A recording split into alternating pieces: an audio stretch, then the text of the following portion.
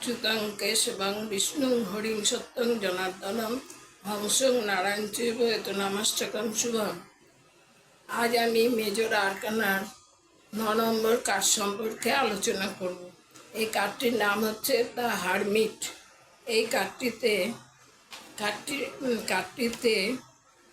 কার্ডটি ট্যারোতে এবং অ্যাস্ট্রোলজিতে 9 সংখ্যাটা বলা হয় মঙ্গলকে নির্দেশ করে। 9 সংখ্যাটি মঙ্গলকেও নির্দেশ করে প্রচুর এনার্জি, যোদ্ধা, পুলিশ, মিলিটারি, ক্লারিটি, চ্যারিটি এবং দয়ালু। এই কার্ডটিতে কন্যা রাশি ও শনি গ্রহকে নির্দেশ করছে। কার্ডটিতে গ্রে, ব্লু, কালো, হলদে, সাদা এবং সাদা রং দেখা যাচ্ছে। গ্রে রং নির্দেশ করে কেতু গ্রহকে, ব্লু রং নির্দেশ করে পজিটিভিটি, কামনেস, গভীরতা, কোনো মানুষের অন্তরের গভীরতা। ইয়েলো রং নির্দেশ করে হিলিং, দেওয়া এবং নেওয়া, গুরু জ্ঞান, নতুন কিছু শুরু করা, মানসিক স্বচ্ছতা। ব্ল্যাক এখানে অথরিটি বোঝায়।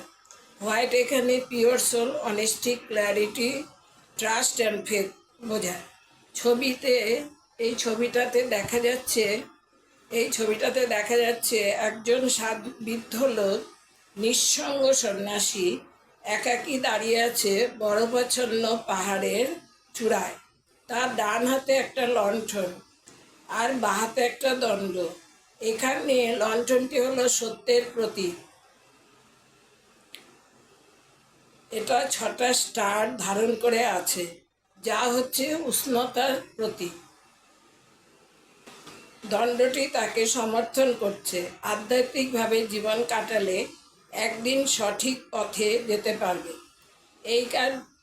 এই কার্ডে বলা হয়েছে কোনো কাজ করতে গেলে বাধা আসবে, কিন্তু ভয় না পেয়ে ধৈর্য ধরতে হবে এবং সময়ে কাজ করতে হবে।